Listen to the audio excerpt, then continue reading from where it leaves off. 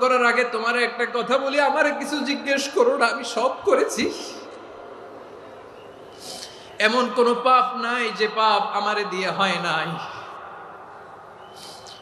তোমার রহমত দিয়ে তুমি জান্নাতে পাঠাবে।